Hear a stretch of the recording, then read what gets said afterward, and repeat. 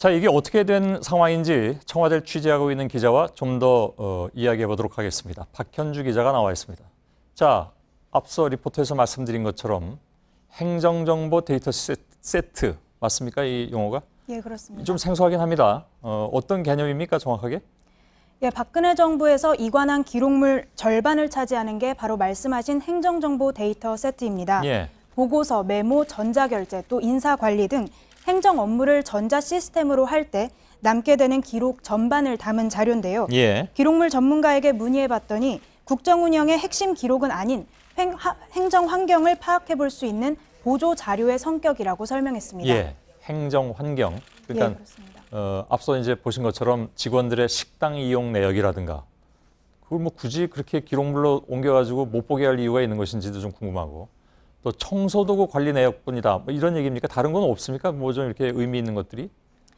예, 저희가 그 구체적인 내용을 한번 살펴봤는데요. 예. 가장 많은 게 직원 식당 식수 관리 88만 건이었습니다. 예. 저희 JTBC도 직원 식당에서 식사를 하면 이런 직원 카드, 아이디 카드로 이제 결제를 하게 되는데요. 예. 말하자면 청와대 직원들도 몇 명이 식사를 했고 또 누가 결제했는지 그런 내역들이 남아 있는 겁니다. 예. 또 직원 식당 식당 관리, 이거는 식당에서 어떤 메뉴가 나왔는지에 대한 항목인데요. 예. 이 말고도 청소도구 물품 관리 항목 등 이런 기록들만 남아 있었습니다. 예.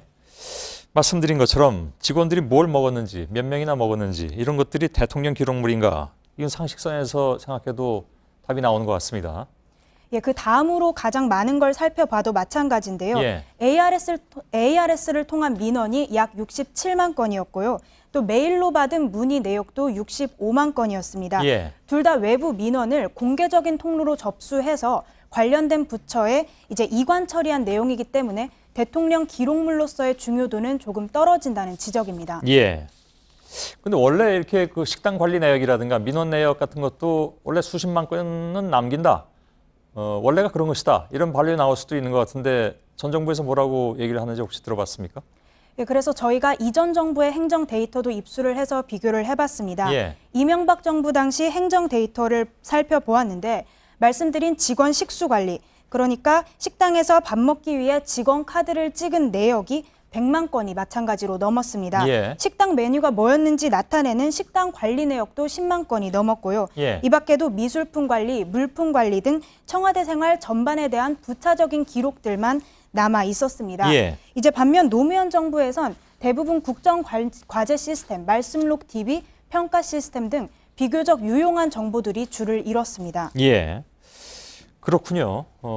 그런데 대통령 기록물 이관 총량을 보면 노무현 정부보다 이명박 박근혜 정부 때가 더 많습니다. 그럼 아까 얘기한 그런 것들이 많아서 그런 건가요? 예, 말씀하신 대로 노무현 정부에서 이명박 박근혜 정부를 거치면서 그 비중이 점점 늘어났습니다. 예. 그런데 갈수록 비중, 그 건수는 늘어나는데 막상 핵심 정보나 기록물의 질은 낮아졌습니다.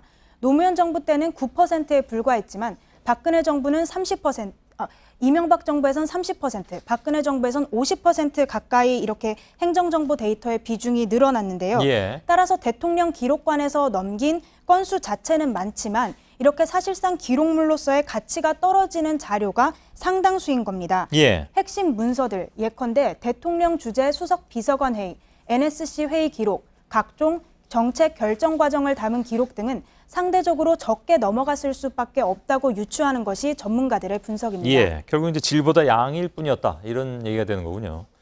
알겠습니다. 박현주 기자였습니다. 수고했습니다.